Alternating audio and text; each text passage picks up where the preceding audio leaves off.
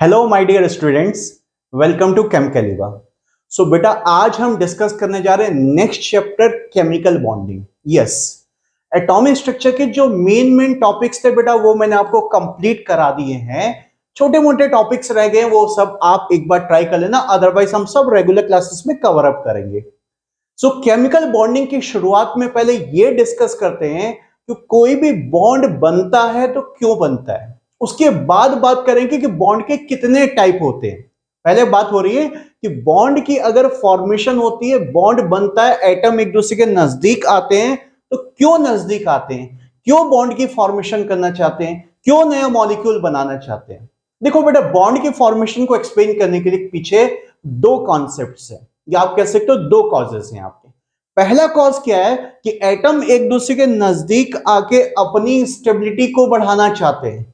अपनी स्टेबिलिटी को बढ़ाने का मतलब है कि अपनी एनर्जी को कम करना चाहते हैं। देखो कैसे स्टेबिलिटी बढ़ती, कैसे एनर्जी कम होती है। कॉज नंबर वन है to acquire stability. To acquire stability. कैसे स्टेबिलिटी एक्वायर होती है? By decreasing energy. To acquire stability by decreasing energy. Energy को कम करके अपनी स्टेबिलिटी को बढ़ाएंगे। कैसे बढ़ाएंगे? देखो यहां पर, जैसे ये एक एटम है और एक दूसरा एटम है।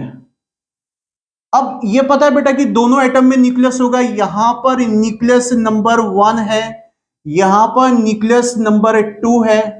ठीक है, इसमें इलेक्ट्रॉन से राउंड लगा रहे हैं, इसका इलेक्ट्रॉन नंबर 1 है और सपोज इसके जो इलेक्ट्रॉन्स है मैं उनको E2 से रिप्रेजेंट कर रहा हूं। इसका मतलब ये नहीं कि एक एक इलेक्ट्रॉन है, इलेक्ट्रॉन चाहे 5-5 हो, 10-10 हो, उससे कोई मतलब नहीं है। मैंने इसके सारे इलेक्ट्रॉन को सिंपल E1 से शो किया है और इसके सारे इलेक्ट्रॉन को E2 से शो किया है। अब ये पता है कि न्यूक्लियस पे कैसा चार्ज होता है? पॉजिटिव चार्ज होता है। न्यूक्लियस पे पॉजिटिव चार्ज है, इलेक्ट्रॉन पे नेगेटिव चार्ज है, नेगेटिव चार्ज है। सो हम पहले चेक करते हैं बेटे कि कौन कौन से अट्रैक्शन फोर्स हैं और कौन कौन से रिपल्सन फोर्स इन दोनों एटम के बीच में लग रहे हैं। सो देखो, अट्रैक्शन फोर्स की अगर बात करें, अट्रैक्शन फोर्सेस कौन कौन से लग रहे हैं? ऑब्वियसली बात है, पॉजिटिव निगेटिव के बीच में अट्रैक्शन लग रहा होगा। इसका पॉजिटिव इसके नेगेटिव को अट्रैक्ट करेगा, इसका पॉजिटिव न्यूक्लियस इसके नेगेटिव इलेक्ट्रॉन को अट्रैक्ट करेगा। तो अट्रैक्शन फोर्सेस कौन कौन से हैं? N1 का E2 के साथ, N1 का E2 के साथ। और कौन सा अट्रैक्शन फोर्स है? N2 का E1 के साथ, N2 न्यूक्लियस का E1 इलेक्ट्रॉन्स के साथ। ये तो हो गया अट्रैक्शन फोर्स। अब रिपल्सिव फोर्सेस की बात करते हैं। रिपल्सिव फोर्सेस कौन कौन से हैं बताओ? पॉजिटिव और पॉजिटिव न्यूक्लियस एक दूसरे को क्या करेंगे? रिपेल करेंगे। नेगेटिव नेगेटिव इलेक्ट्रॉन एक दूसरे को क्या करेंगे? रिपेल करेंगे। सो दोनों के न्यूक्लियस एक दूसरे को रिपेल कर रहे हैं, मींस N1 N2 को रिपेल कर रहा है, दूर भगा रहा है। और इलेक्ट्रॉन इलेक्ट्रॉन एक जैसे चार्ज है तो ये भी एक दूसरे को रिपेल करेंगे, एक दूसरे को दूर भगाएंगे। ये हो रहा है आपका। अब कहानी क्या है बेटा कि अगर बॉन्ड बन रहा है तो इसका मतलब क्या होगा? अट्रैक्शन फोर्स रिपल्सन फोर्स से ज्यादा मजबूत होंगे। मींस अगर ये एक दूसरे के नजदीक आ रहे हैं, एटम नजदीक आ रहे हैं, बॉन्ड बनाना चाह रहे हैं, तो अल्टीमेटली इनके जो अट्रैक्शन फोर्स है ये विनर हैं। अट्रैक्शन फोर्स का जो असर है वो ज्यादा है। Means attraction forces are greater than repulsive forces, तभी एटम एक दूसरे के नजदीक आ रहे हैं। समझ में आ रही है बात बेटा? कब तक नजदीक आएंगे? धीरे धीरे क्या होगा कि ये अट्रैक्शन फोर्स डिक्रीज होता जाएगा, डिक्रीज होता जाएगा, डिक्रीज होता जाएगा। और अल्टीमेटली क्या होगा? रिपल्सिव फोर्स बढ़ता जाएगा, बढ़ता जाएगा, बढ़ता जाएगा। और एक ऐसा टाइम आएगा, जैसे अट्रैक्शन फोर्स पहले ज्यादा है, अट्रैक्शन फोर्स ज्यादा है तो नजदीक आ गए, नजदीक आ गए, नजदीक आ गए, नजदीक आ गए, नजदीक आ गए, एक लिमिट तक नजदीक आएंगे। फिर यहां पर रिपल्सिव फोर्स डोमिनेट कर जाएगा, रिपल्सिव फोर्स पावरफुल हो जाएगा। जिस मोमेंट पर अट्रैक्शन और रिपल्सिव फोर्स एक दूसरे के बराबर हो जाएंगे, वहां पर आके एटम रुक जाएंगे, स्टेबल हो जाएंगे, बॉन्ड की फॉर्मेशन हो जाएगी। सो सपोज इस डिस्टेंस पर आके दोनों एटम का attraction force is equal to repulsion force हो गया, तो यहां पर बॉन्ड फाइनल हो जाएगा। इसी को, इन दोनों के बीच में जो ये डिस्टेंस है ना बेटा, ये इसको बॉन्ड लेंथ का नाम दिया जाएगा। सेंटर से सेंटर के बीच का जो डिस्टेंस होगा दोनों एटम के बीच में, इसको क्या नाम देंगे? बॉन्ड लेंथ का नाम देंगे। तो बॉन्ड फाइनली कहां पर जाके टिकता है, कहां पर बनता है, जब अट्रैक्शन फोर्स और रिपल्सन फोर्स के बराबर हो जाता है। ये पॉइंट याद रखना बेटा। अगर उसके बाद थोड़ा सा और नजदीक आने का ट्राई करते हैं, जैसे जैसे अब क्योंकि थोड़ा सा आ रहे हैं, हो सकता है यहां से थोड़ा सा नजदीक आए, तो अगर बॉन्ड जहां से बनना शुरू हुआ थोड़ा सा और नजदीक आए, तो अब रिपल्सिव फोर्स सडनली बहुत बढ़ जाएगा।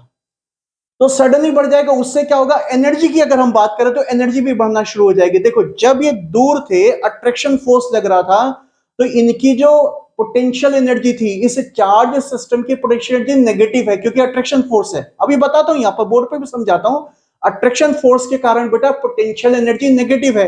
अब जैसे जैसे दोनों के बीच का डिस्टेंस कम हो रहा है, कम हो रहा है, कम हो रहा है, पोटेंशियल एनर्जी बढ़ रही है, बढ़ रही है, सॉरी पोटेंशियल एनर्जी कम हो रही है, कम हो रही है, कम हो रही है। Let me correct the statement. जैसे डिस्टेंस कम हो रहा है, पोटेंशियल एनर्जी कम हो रही है, कम हो रही है, कम हो रही है, और जहां पर बॉन्ड बन जाएगा वहां पर पोटेंशियल एनर्जी मिनिमम हो जाएगी। एनर्जी मिनिमम होने का मतलब है कि उस सिस्टम की स्टेबिलिटी हाईएस्ट हो जाएगी। एनर्जी जितना कम होता है, स्टेबिलिटी उतनी ज्यादा होती। पहले भी कहीं पर आपको बताया था मैंने पिछले चैप्टर में आपको, एनर्जी कम स्टेबिलिटी ज्यादा। तो देखो अगर मैं एनर्जी का पूरा ग्राफ इसके पीछे आपको एक्सप्लेन करूं क्या हो रहा है, तो देखो यहां पर समझो, थोड़ा सा मुश्किल हो सकता है पर समझने का ट्राई करना बेटा। मैं वाई एक्सिस पे दिखा रहा हूं potential energy of this charge system. अरे चार्ज सिस्टम है, पॉजिटिव नेगेटिव चार्ज सिस्टम है। अट्रैक्शन भी लग रहा है, रिपल्सन भी लग रहा है, दो दो टाइप की पोटेंशियल एनर्जी चल रही है वहां पर। So potential energy versus distance means radius between the centres. इन दोनों के सेंटर्स के बीच का जो डिस्टेंस है, इसको आर से मैं रिप्रेजेंट कर रहा हूं। इस आर के साथ इसका ग्राफ लेते हुए चलते हैं। देखो कैसे ग्राफ होगा बेटा। मैंने जैसे बताया कि स्टार्टिंग में दूर है, जब दूर है तो अल्टीमेटली पोटेंशियल एनर्जी यहां पर ये नेगेटिव है। कैसे नेगेटिव है बोलो, पोटेंशियल एनर्जी का फॉर्मूला क्या होता है? अरे पोटेंशियल एनर्जी का फॉर्मूला बोर्ड्स मॉडल में पढ़ा था हमने। चार्ज सिस्टम की पोटेंशियल एनर्जी, एमजीएच नहीं, चार्ज सिस्टम की पोटेंशियल एनर्जी क्या था फॉर्मूला? के Q1 Q2 divided by are. याद है सबको पोटेंशियल एनर्जी का फॉर्मूला बेटा? जहां पर चार्ज को साइन के साथ रखा जाता है, साइन के साथ रखा जाता है। अगर अट्रैक्शन फोर्स की बात हो रही है, जिस अट्रैक्शन फोर्स से एक दूसरे के नजदीक आ रहे हैं, तो उस समय अट्रैक्शन नेचुरली क्यों लग रहा होगा? क्योंकि एक का पॉजिटिव दूसरे के नेगेटिव को अट्रैक्ट कर रहा है। मींस पोटेंशियल एनर्जी ओवरऑल क्या हो जाएगी? ओवरऑल इसका साइन क्या बन के आएगा? नेगेटिव नेगेटिव बन के आएगा। तो मैंने क्या बोला कि जैसे जैसे आर का, अब देखो यहां से स्टार्ट हुआ है, नेगेटिव एक्सेस पे मैं इसको ड्रॉ कर रहा हूं, ऑलरेडी नेगेटिव है पोटेंशियल एनर्जी। अब जैसे जैसे आर कम होगा, एक दूसरे के नजदीक आएंगे, तो ये पूरा वैल्यू क्या होगा बताओ जल्दी से, पूरा वैल्यू क्या होगा? डिक्रीज करेगा। देख लो, अरे आर कम हो गया तो ये इसका न्यूमेरिकल वैल्यू बढ़ जाएगा, बट आगे से माइनस लगा तो और कम हो जाएगा, और कम हो जाएगा। तो पोटेंशियल एनर्जी यहां से घटते यहां पर आके सपोज करो मिनिमम हो गई, बस मिनिमम हो गई। अब उसके बाद क्या हो गया आपको पता है कि रिपल्सिव फोर्स से डोमिनेट करना शुरू कर दिया। सो रिपल्सिव फोर्स से डोमिनेट करने का मतलब है कि अब सडनली पोटेंशियल एनर्जी बढ़नी शुरू हो जाएगी। रिपल्सिव फोर्स का मतलब है कि अब सेम साइन के चार्जेस एक दूसरे को रिपेल करे, तो अब यही पोटेंशियल एनर्जी पॉजिटिव होना शुरू हो जाएगी। सेम साइन बन जाएगा, प्लस प्लस या माइनस माइनस, तो ओवरऑल प्लस आ जाएगा। तो अल्टीमेटली इसके बाद पोटेंशियल एनर्जी सडनली ऐसे इंक्रीज कर जाती है। सडनली, ये बिल्कुल एकदम सडन ऐसे जंप लगता है बेटा, यहां से जंप लगता है, एकदम इंक्रीज कर गई यहां पर। सो ये है पोटेंशियल एनर्जी का ग्राफ। स्टार्टिंग में ये डिक्रीज हो रही थी, यहां पर आके मिनिमम हो गई। सो जहां पर पोटेंशियल एनर्जी मिनिमम है, वहीं पर फाइनल बॉन्ड की फॉर्मेशन हो गई है। हमारा सिस्टम सबसे ज्यादा स्टेबल है, एटम का सिस्टम सबसे ज्यादा स्टेबल है। सो इसी को क्या कहा जाता है? ये जो डिस्टेंस होगा ये नाप लेना है बेटा, ग्राफ में कितना होगा। सपोज ये डिस्टेंस आर नॉट है, ये सेंटर से डिस्टेंस कितना है, दोनों के सेंटर के बीच का डिस्टेंस कितना हो गया? आर नॉट हो गया। इसी को कहा जाता है बॉन्ड लेंथ। बॉन्ड लेंथ की बात आगे चैप्टर में करेंगे, ठीक है, आगे करेंगे। ये पूरी केमिस्ट्री में होती रहेगी बात कि बॉन्ड लेंथ बताओ किसकी बड़ी है किसकी छोटी है, ये सब बातें चलती रहेंगी। पहले मैं आपको कॉन्सेप्ट बता रहा हूं बेटा कि बॉन्ड लेंथ का मीनिंग क्या होता है। सेंटर से सेंटर का डिस्टेंस, कब? जब सिस्टम सबसे ज्यादा स्टेबल होता है, मींस पोटेंशियल एनर्जी सबसे कम होती है। समझ में आ गई बात? ये तो पहला कॉज था कि बॉन्ड की फॉर्मेशन क्यों हो रही है, कि एटम अपने आप को स्टेबल करना चाह रहे हैं, अपनी एनर्जी को कम करके कम करके कम करके। ठीक है, अब दूसरा कॉज समझो बेटा कि क्यों बॉन्ड की फॉर्मेशन होती है। दूसरा कॉज समझो, दूसरा कॉज क्या है वो सबको पता होगा, जनरली बुक्स में लिखा हुआ है कि हर कोई एटम नोबल गैस के जैसा कॉन्फ़िगरेशन बनाना चाहता है, नोबल गैस के जैसा इलेक्ट्रॉनिक कॉन्फ़िगरेशन बनाना चाहता है। क्यों? अरे भी नोबल गैस में यह देखा गया कि वो अल्टीमेटली फर्दर रिएक्शन नहीं करते, नोबल गैसेस रिएक्शन में पार्टिसिपेट नहीं करते, बॉन्ड की फॉर्मेशन नहीं करते। ये माना गया कि इसका मतलब वो स्टेबल है। क्यों या स्टेबल? तो जब उनके कॉन्फ़िगरेशन को देखा तो देखा अच्छा इनके बाहर के शेल में 8 इलेक्ट्रॉन है, बाहर के शेल में 8 इलेक्ट्रॉन है, तो इसी को बना दिया गया ऑक्टेट रूल। Octet rule. तो सेकंड कॉज क्या है बेटा? To acquire noble gas configuration. Noble gas के जैसा बनना चाहता है हर कोई एटम। Noble gas configuration, noble gas configuration, that means you can say यहीं से कहानी की शुरुआत होती है, ऑक्टेट रूल। ऑक्टेट रूल, क्योंकि नोबल गैस के बाहर के शेल में 8 इलेक्ट्रॉन होते हैं, हीलियम को छोड़कर। हीलियम जो 2 को फॉलो करता है, हीलियम हो गया, नियॉन हो गया, आर्गन हो गया, क्रिप्टन हो गया, जेनॉन हो गया, रेडान चलो छोड़ दो, फाइनल रेडियोएक्टिव मेंबर आ गया आपके पास। तो इसका अगर इलेक्ट्रॉनिक कॉन्फ़िगरेशन लिखोगे तो देखो क्या आएगा, 1s2। ये एकमात्र शेल इसके पास है। तो कितने इलेक्ट्रॉन इसके पास? सिर्फ 2 इलेक्ट्रॉन है। तो हीलियम को छोड़कर बाकी का चेक करोगे, हीलियम 2 ये भी स्टेबल है, और बाकी में अगर चेक करें जैसे नियॉन कितना बनेगा, इसका एटॉमिक नंबर 10 होता है, इसका इलेक्ट्रॉनिक कॉन्फ़िगरेशन बनाए बेटा तो कितना बनेगा, 1s2 2s2, बोलो कितना बनेगा, 2p6। सो ये बाहर का शेल है। सेकंड शेल में शेल बोल रहा हूं बेटा, सब शेल नहीं बोल रहा हूं, ये दोनों के दोनों सब शेल बाहर के शेल के पार्ट है, सेकंड नंबर शेल के पार्ट है। सो टोटल कितने इलेक्ट्रॉन है? 2 + 6 मींस 8 इलेक्ट्रॉन। ऑक्टेट पूरा है। इसका चेक करोगे तो मैं डायरेक्ट लिख दूं, कितना आएगा? डायरेक्ट लिख दूं, एक शेल जम कर जाता है बेटा। पीरियोडिक टेबल में इस बात को एक्सप्लेन कर दूंगा, पूरा एक शेल जम कर जाता है। तो इसका बाहर का कॉन्फ़िगरेशन बनेगा 3s2 3p6। ये 2 होगा तो ये 3 होगा, ये 4 होगा, ये 5 होगा, ऐसे चलता है आपका। सो इसमें भी बाहर के शेल में 8 इलेक्ट्रॉन्स हैं, इसमें भी हो जाएगा 4s2 4p6। बाहर के शेल में 8 इलेक्ट्रॉन, बाहर के शेल में 8 इलेक्ट्रॉन्स। सो जब साइंटिस्ट ने देखा कि अरे भाई वाह, नोबल गैस तो कोई बॉन्ड नहीं बना रही, कोई कंपाउंड नहीं बना रही है, तो क्यों है कि इसके पीछे राज क्या छुपा हुआ है? क्योंकि इनका ऑक्टेट पूरा है। तो अब हर कोई एटम अपना ऑक्टेट पूरा करने के चक्कर में दूसरे एटम के साथ कुछ इलेक्ट्रॉन का इधर उधर हेराफेरी करने वाला है। उस इलेक्ट्रॉन की हेराफेरी करने से ऑक्टेट पूरा हो जाएगा, एटम का सिस्टम स्टेबल हो जाएगा। अच्छा, इसमें एक्सेप्शन छोड़ देना बेटा। कुछ लोग के दिमाग में आ रहा होगा कि अरे सर ये तो देखो, ये जो जेनॉन है ये तो अब कुछ कंपाउंड बनाने लग गया है। ठीक है, वो थोड़ा लेटेस्ट में डिस्कवरीज हुई है कि कुछ कंपाउंड, देखो हर साल बेटा लाखों लाखों कंपाउंड डिस्कवर हो रहे हैं। तो ठीक है, कुछ जेनॉन के कंपाउंड भी डिस्कवर हो गए, वो कुछ उनको एक्सेप्शंस मान लो, गद्दार मान लो, उन गद्दारों को छोड़ देते हैं अभी जो है।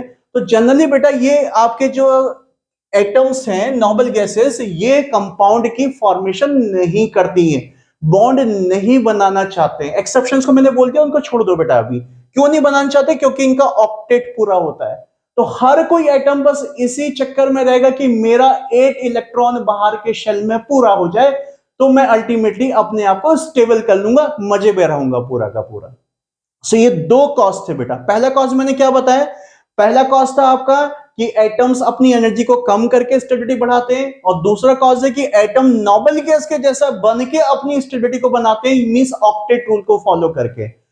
सो अब बात करते हैं बेटा कि बॉन्ड के टाइप कितने होते हैं। ये तो हो गया बॉन्ड क्यों बनता है, बॉन्ड के टाइप कितने होते हैं। बताओ कितने टाइप होते हैं बॉन्ड के टाइप?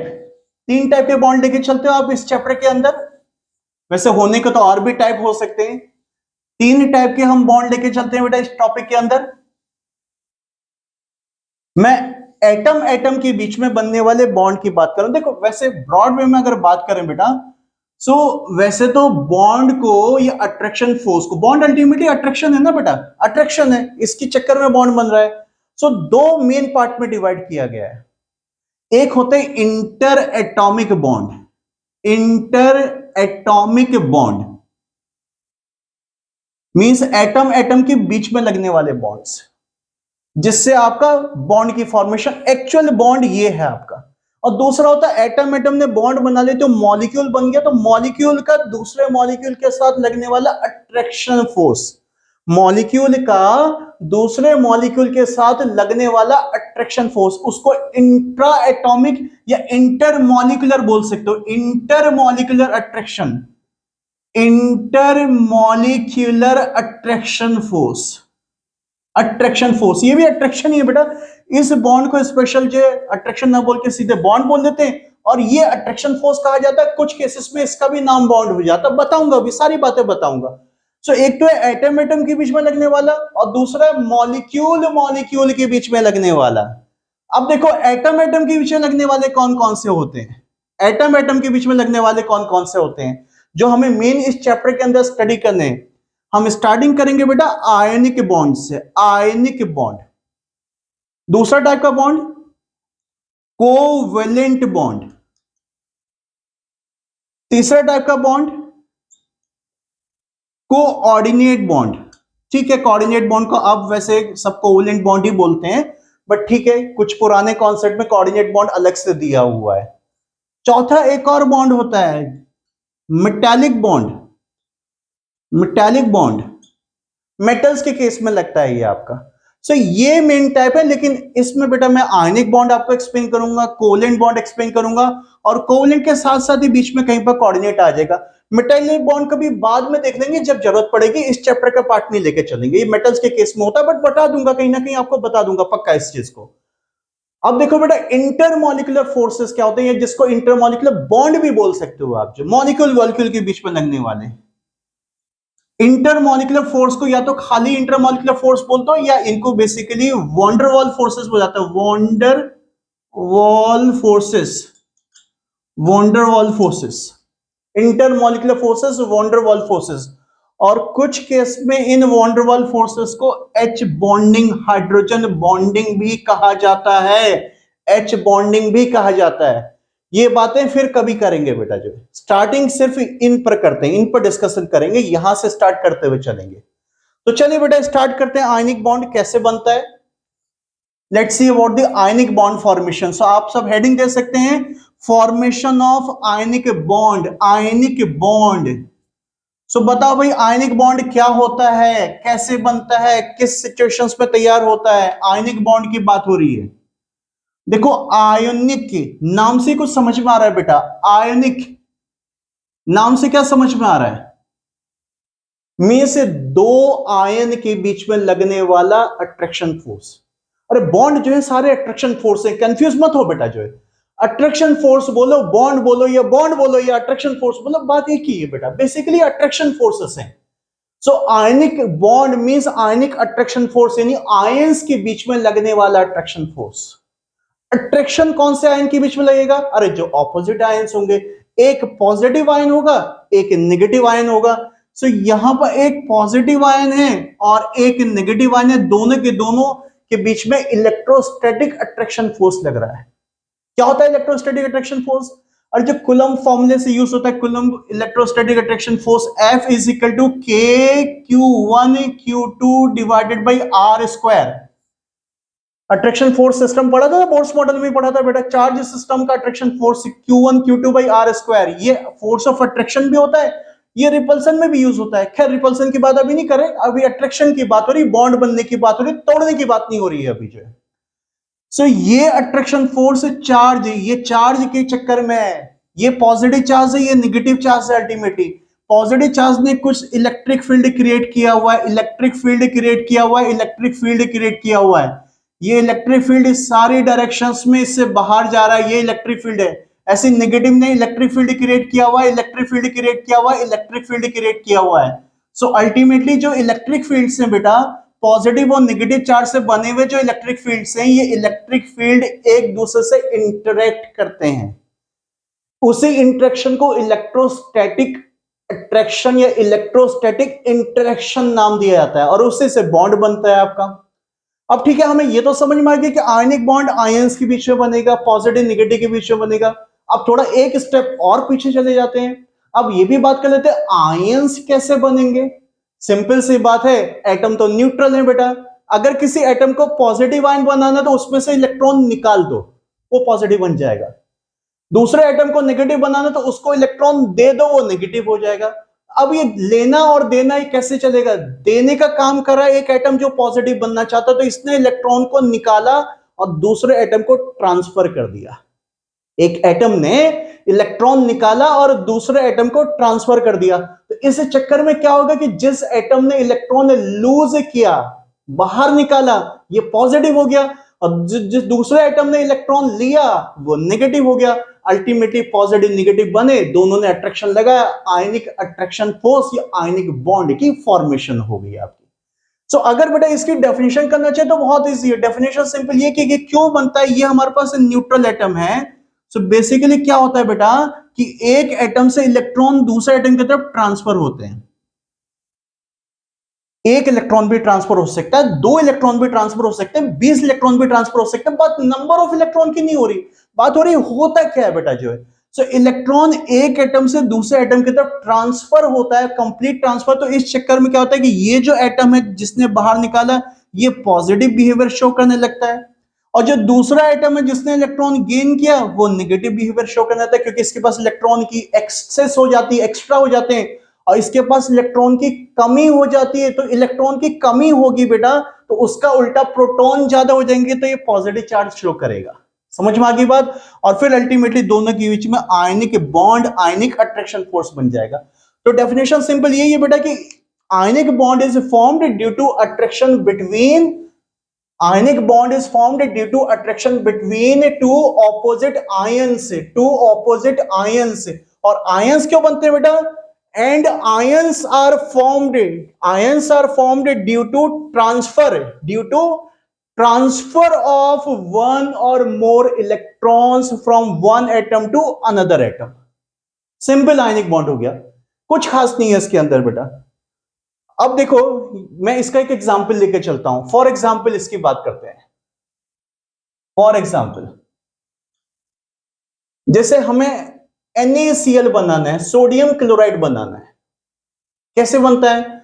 हमारे पास सोडियम एटम है और हमारे पास क्लोरीन एटम है। पहले मैं सीधे सीधे एटम की बात कर रहा हूं, ओरिजिनल फॉर्म छोड़ दो।